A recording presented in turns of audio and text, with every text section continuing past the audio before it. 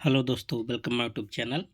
दोस्तों, आज आप सबके लेकर आए हैं वैदिक कालीन ग्रामीण प्रशासन और मुगल कालीन प्रशासन और गुप्त कालीन प्रशासन, मौर्य कालीन प्रशासन और आधुनिक प्रशासन, मतलब ग्राम से संबंधित है। ठीक है।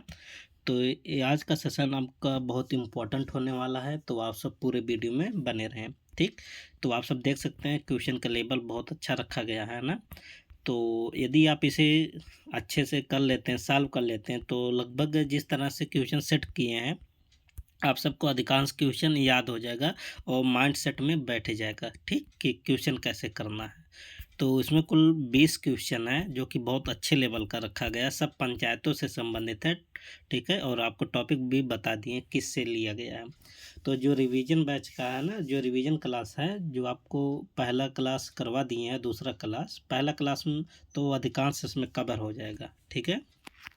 तो यदि नहीं देखें तो भी कोई दिक्कत नहीं, आप बाद में देख लीजिएगा। इससे इससे भी आप सबका कॉन्सेप्ट सब क्लियर हो जाएगा, है ना।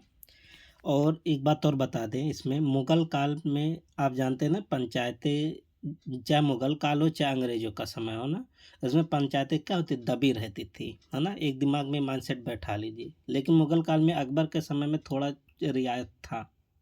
ठीक है। तो देख लेते हैं क्या है।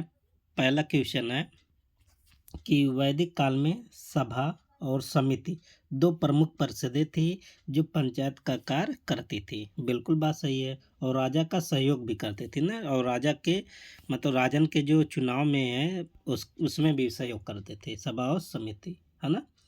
और सभा और समिति को प्रजापति की दो पुत्रियां भी कहा गया है ना। तो पहला तो सही है। गुप्त काल में ग्रामिका, अच्छा, ग्रामिका को ग्रामीणी भी बोलते थे, ग्रामाध्यक्ष भी बोलते हैं। ठीक। तो नाम से कंफ्यूज मत होइएगा। नामक अधिकारी ग्राम पंचायत का नेतृत्व करता था। बिल्कुल बात सही है, ये भी सही है। तो पहला भी सही है और दूसरा भी सही। मुगल काल में मुंशी और कोतवाल पंचायत प्रशासन में महत्वपूर्ण भूमिका निभाते थे। देखिए, जो मुगलों के समय में था, मुंशी और कोतवाल का पद था, ये तो बात सही है। लेकिन प्रशासनिक पद था, जो सरकार के अंडर में काम करते थे। इनका पंचायतों से मतलब ज़्यादा कोई लेना देना नहीं था, आप कह सकते थे, है ना। था ये पद, लेकिन पंचायतों से प्रत्यक्ष रूप से इनका कोई लेना देना नहीं था। तो तीसरा क्या हो जाएगा, गलत। ठीक। आधुनिक काल में 73वें संविधान संशोधन 1992 के तहत पंचायती राज व्यवस्था को संवैधानिक मान्यता दिया गया। बिल्कुल बात सही है। देखिए, 4 क्वेश्चन है और चारों टॉपिक को आपका कवर कर लिया। ठीक है। तो आपका कौन सा सही होगा? दूसरा तो गलत है, पहला, तीसरा नहीं, तीसरा गलत है। तो पहला, दूसरा और चौथा सही है। 1 2 4। तो कहाँ पर है 1 2 4? तो ऑप्शन क्या बन जाएगा, सी। तो आप सब देख रहे हैं दोस्तों, क्वेश्चन का लेवल बहुत अच्छा है ना। देखिए, वैदिक काल में सभा समिति पंचायत व्यवस्था के प्रमुख अंग थे। गुप्त काल में ग्राम प्रशासन का नेतृत्व ग्रामिका या ग्रामीणी या कह सकते हैं ग्रामाध्यक्ष करता था ना। मुगल काल में जो मुंशी होता था और कोतवाल होता था ना, ये प्रशासनिक पद थे, लेकिन पंचायत व्यवस्था में हिस्सा नहीं था इसका। और 73वें संविधान संशोधन द्वारा पंचायतों को संवैधानिक दर्जा भी दिया गया था ना। पीवी नरसिंह राव उसमें प्रधानमंत्री थे, है ना। अच्छा, राष्ट्रपति कौन थे, है ना, किस राष्ट्रपति का सिग्नेचर हुआ था, इसे आप कमेंट बॉक्स में जरूर बताइए। ठीक है। क्वेश्चन नंबर 2 क्या है? वैदिक काल में विष और जन पंचायत का कार्य करते थे। बिल्कुल बात सही है। अगर आप सब रिवीजन वाला पहला क्लास आप देखेंगे ना, तो आप सबको तुरंत समझ में आ गया होगा ना, क्योंकि वहाँ पर थोड़ा डिटेल में बताए थे। गुप्त काल में ग्राम पंचायत के निर्णय को राजकीय स्वीकृति की आवश्यकता नहीं थी। देखिए, बिल्कुल बात सही है। गुप्त काल में कहीं ना कहीं जो पंचायतें थे ना, मतलब स्वतंत्र रूप से अपना काम करती थी। ठीक। तो उनका ज़्यादा हस्तक्षेप नहीं होता था ऊपर के। तो पहला भी सही है, दूसरा भी सही है। मुगल शासन के दौरान ग्रामीण पंचायतों को पूर्ण रूप से स्वतंत्र है। देखिए, मुगलों के समय में पंचायतें स्वतंत्र नहीं थी। ठीक है, पूर्ण रूप से स्वतंत्र नहीं थी ना मुगलों के समय में, लेकिन कुछ के समय में थी, मतलब जैसे अकबर हो गया, है ना। ब्रिटिश शासन के दौरान 1882 में और लॉर्ड रिपन ने स्थानीय स्वशासन की नींव रखी, भी बात सही है। इसको तो क्या बोलते हैं, जन्मदाता बोलते हैं ना स्थानीय स्वशासन का। तो देखिए कौन सा, पहला भी सही है और दूसरा भी सही है, चौथा तो तीसरा आपका गलत हो गया। तो 1 2 4 कहाँ पर है, 1 2 4 ऑप्शन इसका भी क्या बन जाएगा, सी। ठीक, तो देख लेते हैं यहाँ पर। वैदिक काल में विष और जनजाति पंचायतों की भूमिका निभाते थे। ठीक है, ध्यान देना। और गुप्त काल में ग्राम पंचायतें स्वतंत्र रूप से निर्णय ले सकते थे। मुगल काल में ग्रामीण पंचायतों को स्वायत्तता सीमित थी, है ना, था लेकिन सीमित था, क्योंकि प्रशासनिक नियंत्रण मुगल अधिकारियों के अधीन था। ठीक है, और लॉर्ड रिपन 1882 को स्थानीय स्वशासन का जनक कहा जाता है। क्वेश्चन नंबर 3 क्या है, उत्तर वैदिक काल में ग्रामीणी पंचायत का प्रमुख होता था, बिल्कुल बात सही है। मुगल काल में राजा गुप्त काल में राजा ग्राम पंचायत के कार्यों में सीधा हस्तक्षेप करता था, नहीं, अभी आपको बताते ना कि जो गुप्त काल में थोड़ा ग्राम पंचायतों को स्वतंत्रता थी, है ना, तो राजा डायरेक्ट रूप से ग्राम पंचायतों में सीधा हस्तक्षेप नहीं करता था। ठीक है, और अकबर के शासन काल में पंचायत को कर लगाने का अधिकार था। अभी आपको बताते ना, मुगलों के समय में नहीं था, लेकिन अकबर के समय थोड़ा रियायत था, है ना, तो अकबर के समय में पंचायतें थोड़ा बहुत कर लगा सकती थी, बिल्कुल बात सही है। स्वतंत्रता के बाद 1959 में राजस्थान में पहला पंचायत राज लागू हुआ। ठीक है, ये भी 2 अक्टूबर 1959 को, है ना, जवाहरलाल नेहरू। ठीक है, तो कौन सा इसमें गलत हो गया, दूसरा गलत है, बाकी 1 3 4 सही होगा।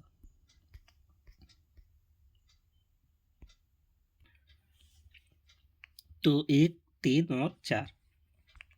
दोस्तों आज तबीयत बहुत ज़्यादा ख़राब है ना, आप सब थोड़ा मैनेज कीजिए। तो ऋग्वैदिक काल में ग्राम पंचायत का प्रमुख होता था, बिल्कुल बात सही है। गुप्त काल में राजा सीधे पंचायत के कार्यों में हस्तक्षेप नहीं करता था, लेकिन प्रशासनिक नियंत्रण रखता था। ठीक, अकबर के शासनकाल में पंचायतों को सीमित कर लगाने का अधिकार प्राप्त था, और 1959 में राजस्थान के नागौर जिले से पहली बार पंचायत को लागू किया गया था, ये भी बात सही है।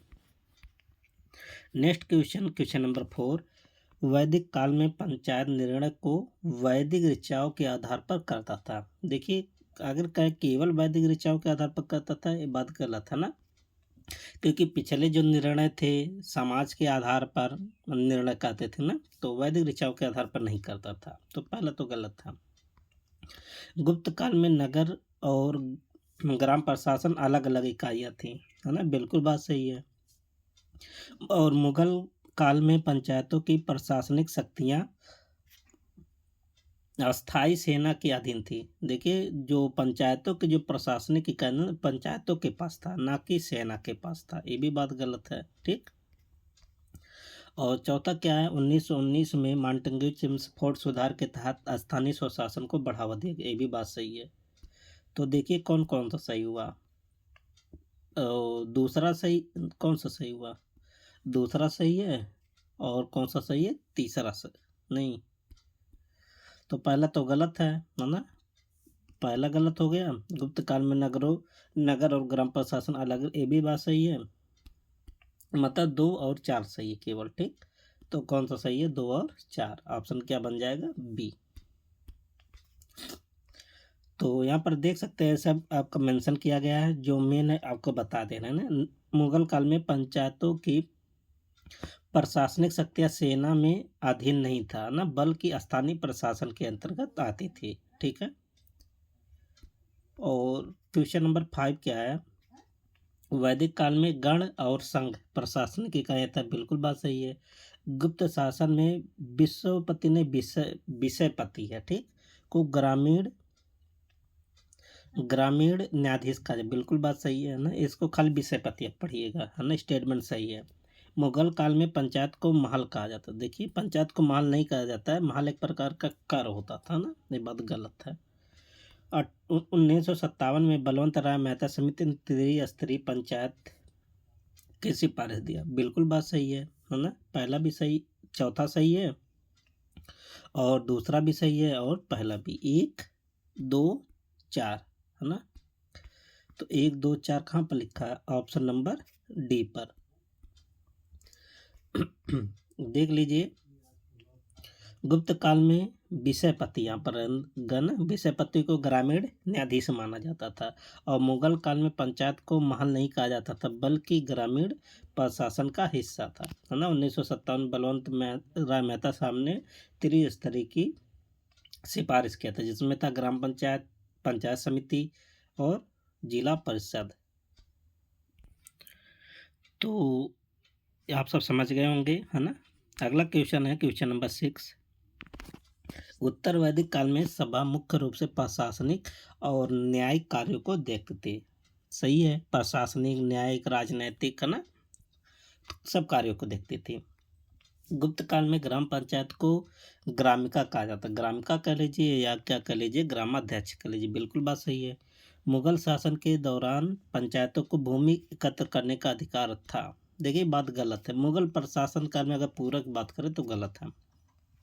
केवल अगर अकबर केवल स्पेशल कहा होता ना तब तो सही होता, अकबर के समय में थोड़ा बहुत था रियायत, है ना। तो लेकिन ये बात गलत है।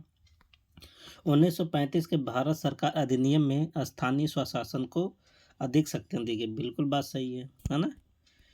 तो कौन सा गलत हुआ इसमें? इसमें गलत हुआ 3, बाकी 1 2 4 कौन सा सही होगा? 1 2 4 ऑप्शन क्या बन जाएगा? सी पर। ठीक, 1 2 4 सही है। तो आप सब देख सकते हैं ना, पूरा आप सबका फुल डिटेल में दिया गया। तो आप सब होम पेज पर जाइए चैनल के, वहाँ पर लिंक होगा टेलीग्राम का। ठीक, तो आप सब जुड़ जाइए, वहाँ पर क्यूज आता है तो आप सब क्यूज को भी अटेंड कर सकते हैं। उसमें आर्टिकल सब करवाया जा रहा है ना, धारा, है ना। आप सबको कन्फ्यूजन नहीं होगा फिर जब आप अटेम्प्ट करेंगे। ठीक है, क्वेश्चन नंबर 7। वैदिक काल में ग्राम प्रशासन का प्रमुख ग्रामीण था। बिल्कुल बात सही है। गुप्त शासन काल में ग्राम पंचायतों को कर एकत्र करने का और न्यायिक कार्यों की अनुमति थी, बिल्कुल बात सही है। देखिए गुप्त काल में पंचायतों के पास अधिकार था ना। औरंगजेब के शासनकाल में पंचायतों को कठोर इस्लामी कानूनों का पालन करना आवश्यक था। नहीं, ऐसा नहीं था ना कि इस्लामी जो कानून है पंचायतों को पालन करना चाहिए, गलत है। स्वतंत्र भारत में पंचायती राज को पहली बार संविधान के भाग 9 में शामिल किया गया, बिल्कुल बात सही है ना। तो यहाँ पर गलत कौन सा हुआ? 3 गलत है ना, बाकी सब सही है। तो यहाँ भी ऑप्शन होगा 1 2 4। 1 2 4 किस ऑप्शन में? ऑप्शन नंबर बी में। ठीक है, तो देख लीजिए कि जो औरंगजेब के शासनकाल में पंचायतों को कठोर इस्लामी कानूनों का सीधा प्रभाव नहीं था बल्कि वे स्थानीय रीति रिवाजों के अनुसार कार्य करती थी, है ना। जो पंचायतें थी अस्थायी जो रीति रिवाज थे, परंपरा थे ना, उसके अनुसार काम करती थी। और क्वेश्चन नंबर 8 क्या है? वैदिक काल में गण और संघ जनजाति पंचायतें थी, अभी ऊपर मिला था एक्सप्लेन में आपको बताए थे ना, बिल्कुल बात सही है। गुप्त काल में पंचायती व्यवस्था अधिक व्यवस्थित हो गई थी और पंचायतों को कानूनी मान्यता, बिल्कुल बात सही है ना। गुप्त काल में पंचायतों को स्वतंत्रता थी। अकबर के शासनकाल में पंचायतों को न्याय करने की स्वतंत्रता थी। देखिए न्याय तो कर सकते थे पंचायतें ना, लेकिन जो आखिरी निर्णय होता था ना वो आज सरकारी अधिकारियों पर डिपेंड करता था। तो ये बात हम गलत कह सकते हैं ना। 1957 में बलवंत राय मेहता समिति ने त्रिस्तरीय पंचायत, भी बात सही है ना। तो गलत कौन सा हुआ? 3। तो 1 2 4 आपका क्या हो जाएगा? सही हो जाएगा। देखिए वैदिक काल में जो शासन व्यवस्था मुख्य रूप से जनजाति थी ना, कौन कौन सा? गण और संघ, है ना। जहाँ समाज विभिन्न कुलों और कबीलाई में इकाइयों में बटा हुआ था। ठीक है, और गण और संघ ऐसी जनजातीय संस्थाएं थी जो सामूहिक निर्णय लेने के लिए कार्यरत थी। तो आप सब बाकी पढ़ लीजिएगा और जो इम्पोर्टेंट है आप सबको हम बता दे रहे हैं। देखिए अकबर के शासनकाल में जो पंचायतें थी ना, न्यायिक कार्य तो कर सकते थे लेकिन अंतिम निर्णय मुगल अधिकारियों के हाथ में होता था। ठीक, तो आप कह सकते हैं स्वतंत्र न्यायिक मामलों में नहीं थे। हाँ, अकबर के समय में पंचायतें थोड़ा बहुत कर लगा सकती थी ना। क्वेश्चन नंबर 9, ऋग्वैदिक काल में राजा ग्रामीणी की सलाह पर गांव का प्रशासन देखता था। बिल्कुल बात सही है ना, ग्रामीणी से सलाह लेता था, क्योंकि ग्रामीणी क्या होता है, मुखिया होता था ग्राम स्तर पर। मुख्य गुप्त शासन काल में विषयपति एक स्थानीय प्रशासनिक अधिकारी था। बिल्कुल बात सही है। मुगल शासन में पंचायतों को कार्य स्थानीय विवादों को हल करना था, लेकिन उन्हें कर संग्रह करने की अनुमति नहीं थी। बिल्कुल बात सही है। यदि आप ध्यान से आप क्वेश्चन किए होंगे ना, तो इसे आप आराम से कर लिए होंगे। ठीक है। और 74वें संशोधन द्वारा नगर पालिकाओं को संवैधानिक दर्जा दिया गया। बिल्कुल बात सही है। तो यहाँ पर सब सही है, ऑल करेक्ट। तो ऑल करेक्ट किस ऑप्शन पर है? ऑप्शन नंबर ई पर है। ठीक है। तो आप सब देख सकते हैं, सब यहाँ पर बता दिया गया है ना। क्वेश्चन नंबर 10, वैदिक काल में सभा और समिति पंचायत व्यवस्था के पूर्ववर्ती रूप माना जाता है। बिल्कुल बात सही है। सभा समिति पंचायत व्यवस्था के क्या था? पूर्ववर्ती रूप, है ना। गुप्त काल में ग्राम पंचायत गांव के प्रशासन की इकाई थी, मुख्य इकाई। बिल्कुल बात सही है। और मुगल शासन में पंचायतें पूर्ण रूप से स्वतंत्र थी और उन पर शाही अधिकारियों का कोई नियंत्रण नहीं था। ये बात गलत है ना। पूर्ण रूप से स्वतंत्र नहीं थी, ये बात है। और उनका जो शाही अधिकारियों पर नियंत्रण था, है ना। जैसे अभी आपको बताया, जैसे पूर्ण रूप से न्याय नहीं कर सकती थी ना। और 1882 में रिपन ने स्थानीय स्वशासन की नींव रखी थी, 1882 में। बिल्कुल बात सही है। तो 3 गलत है, बाकी 1 2 4 ऑप्शन कौन सा हो जाएगा? सी, है ना। देख लीजिए, जो मुगल शासनकाल में पंचायतें पूरी तरह स्वतंत्र नहीं थी, वे शाही अधिकारियों के अधीन काम करती थी, है ना।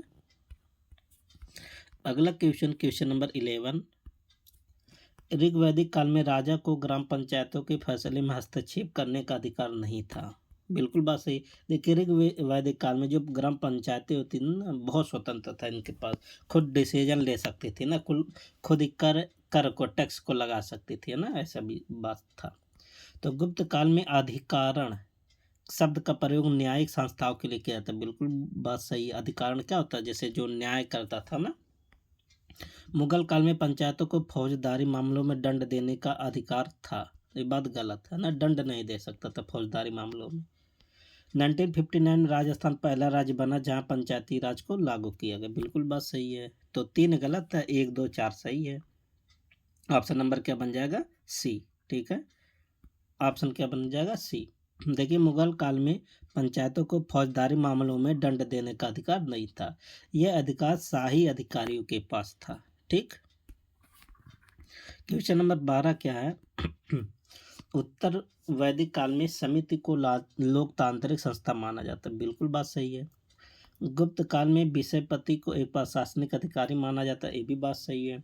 और मुगल शासन में पंचायतों को स्थानीय कर लगाने का अधिकार था। देखिए, अगर मुगल प्रशासन की बात करें तो पूरी तरह से नहीं था, केवल अकबर के समय में था। तो मुगलों के समय में नहीं था ना।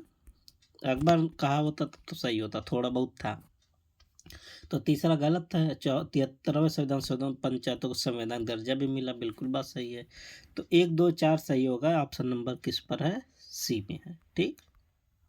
देख लीजिए कि मुगल काल में पंचायत को कर लगाने का अधिकार नहीं था। यह अधिकार जमींदारों और अधिकारियों के पास था। ठीक है। और अगला क्वेश्चन क्या है? क्वेश्चन नंबर 13, वैदिक काल में ग्रामीणी गांव का मुखिया होता था। बिल्कुल बात सही है। और गुप्त काल में धर्म स्थानीय पंचायतों को न्यायिक कार्यों से संबंधित था। बिल्कुल बात सही है, ये भी। और मुगल शासन में पंचायतें पूरी तरह स्वतंत्र और स्वायत्त। देखिए, मुगलों के समय में कैसे इतना स्वतंत्र हो सकती है ना। और 1919 के मॉन्टेग्यू चेम्सफोर्ड सुधारों में स्थानीय स्वशासन को बढ़ावा दिया। बिल्कुल बात सही है। तो 1 2 4 सही है, तीसरा आपका गलत है। देख लीजिए कि मुगल शासन में पंचायतें पूरी तरह स्वतंत्र नहीं थी, वे शाही अधिकारियों के अधीन था। ठीक। अकबर के समय में थोड़ा बहुत स्वतंत्रता थी। अगला क्वेश्चन क्या है? क्वेश्चन नंबर 14, ऋग्वैदिक काल में जन 20 पंचायतों का कार्य करते थे। बिल्कुल सही है।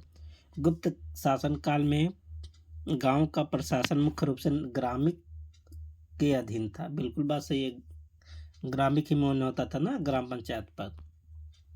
मुगल शासन में पंचायतें जमींदारों के नियंत्रण में था और स्वतंत्र रूप से कार्य नहीं। बिल्कुल बात सही है। और स्वतंत्र भारत में पंचायती राज व्यवस्था पहली बार सिपाही बलवंत राय में आता है, ये भी बात सही है। तो यहाँ पर सब सही होगा। ठीक, तो ऑप्शन क्या बन जाएगा? ई, सब सही है। क्वेश्चन नंबर 15 क्या है? वैदिक काल में सभा और समिति प्रशासनिक और न्यायिक कार्य करते हैं। बिल्कुल बात सही है ना, सभा प्रशासनिक, न्यायिक, राजनैतिक और राजा के चुनाव में भी समिति का योगदान था।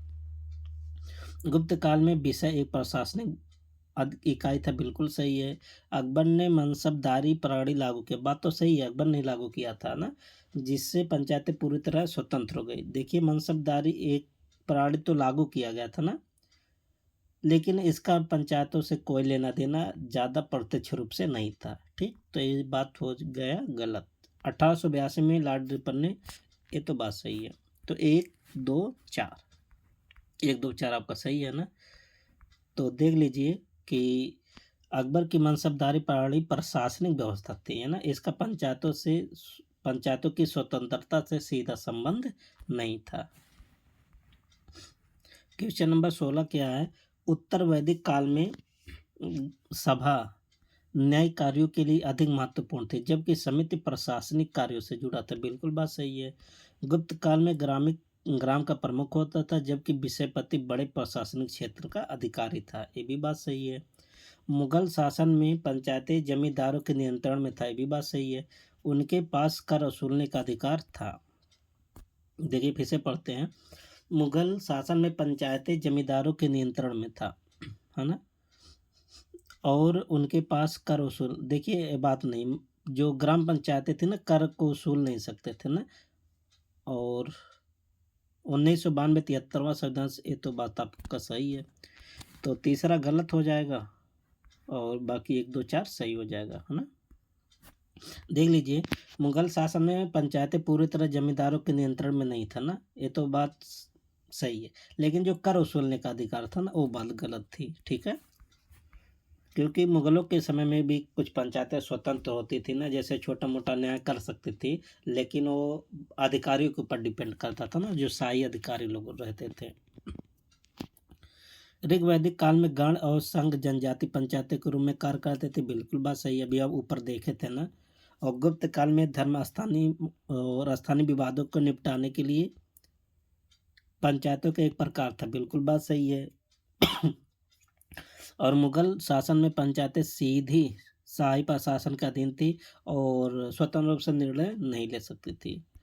देखिए मुगलों के समय में जो पंचायतें ना सीधे तरीके से मतलब शाही के नियंत्रण में नहीं था ना। 1957 में बलवंत राय मेहता साहब ने त्रिस्ती, बिल्कुल बात सही है। तो देख लेते हैं कौन सा सही हुआ। यहाँ सब सही है। देखिए मुगलों के समय में पंचायतें सीधे शाही प्रशासन के अधीन थी, मुगलों के समय में, है ना। देखिए 100% नहीं था, क्योंकि अकबर के समय में भी मतलब कुछ तो स्वतंत्रता थी ना। अच्छा, यहाँ शाही प्रशासन लिखा ना, तो इसके अंडर में काम करते थे। जैसे न्याय स्वतंत्र रूप से नहीं दे सकती थी ना, उस पर शाही अधिकारियों का भी उस पर मतलब नियंत्रण रहता था। ठीक है, देखिए मुगल शासन में पंचायतें स्वतंत्र नहीं थी, वे शाही प्रशासन के अधीन था। ठीक है, और 18 क्वेश्चन क्या है? उत्तर वैदिक काल में ग्रामीणी गांव का प्रमुख होता था। बिल्कुल बात सही है। और राजा का प्रतिनिधि माना जाता है, ये भी बात सही है। गुप्त शासन में पंचायतें न्यायिक और कर संग्रह संबंधी कार्य करते, बिल्कुल बात सही है, क्योंकि गुप्त के समय में, गुप्त काल में पंचायतें स्वतंत्र थी। और तीसरा क्या है? अकबर के शासनकाल में पंचायतों को जमींदारों से स्वतंत्र रखा गया, ये बात गलत है ना। अकबर के समय में पंचायतों को जमींदारों से पूरी तरह से स्वतंत्र नहीं था, क्योंकि जमींदार भी तो इस पर नियंत्रण करते थे। 1982 में रिपन ने स्थानीय, तो बात तो सही है ना। तो कौन सा सही होगा? 1 2 4, तीसरा गलत था ना, क्योंकि स्वतंत्र पूर्ण रूप से नहीं था ना, नियंत्रण था। अकबर के शासनकाल में पंचायतें पूरी तरह जमींदारों से स्वतंत्र नहीं थी। बल्कि उसका प्रभाव रहता था। क्वेश्चन नंबर 19 क्या है? वैदिक काल में सभा समिति पंचायतों का कार्य का बिल्कुल बात सही है। गुप्त काल में शासन में विषय एक प्रशासनिक इकाई थी और विषयपति उसका प्रमुख अधिकारी था, ये भी बात सही है। मुगल शासन में पंचायतें केवल हिंदू गांव में कार्यरत थी, मुस्लिम गांव में कोई पंचायत व्यवस्था नहीं थी। बताइए, ऐसा कोई बात नहीं था ना। 1919 भारत सरकार अधिनियम के तहत स्थानीय स्वशासन को बढ़ावा दिया गया, बिल्कुल बात सही है। तो 1 2 4 सही है, बाकी तीसरा गलत था ना। देखिए, मुगल शासन में पंचायतें हिंदू और मुस्लिम दोनों गांव में कार्यरत थी। ठीक है, और आज का लास्ट क्वेश्चन है। तो ऋग वैदिक काल में ग्रामीण सेना का एक दल का एक प्रमुख भी हो सकता था, बिल्कुल सही है। गुप्त काल में अधिकारण न्यायिक संस्थाओं के लिए प्रयुक्त होता था शब्द, बिल्कुल बात सही है। अभी आप देखिए, अगर आप ध्यान से पढ़ोगे ना तो आप सबका वही रिवीजन हो रहा है ना कुछ। मुगल शासन में पंचायतों को फौजदारी मामलों में निर्णय लेने या देने की पूरे ऐसा नहीं है, है ना। 1992, ये तो बात सही है, आप सब जान ही रहे हैं। तो कौन सा होगा? 2 1 2 4। तो दोस्तों, आज तबीयत बहुत ज़्यादा ख़राब है ना। तो आप सब वीडियो को शेयर कीजिए और चैनल को जो नए हैं सब्सक्राइब जरूर कर लें, ठीक है। अब मिलते हैं नेक्स्ट वीडियो में, तब तक के लिए best of luck, thank you and take care.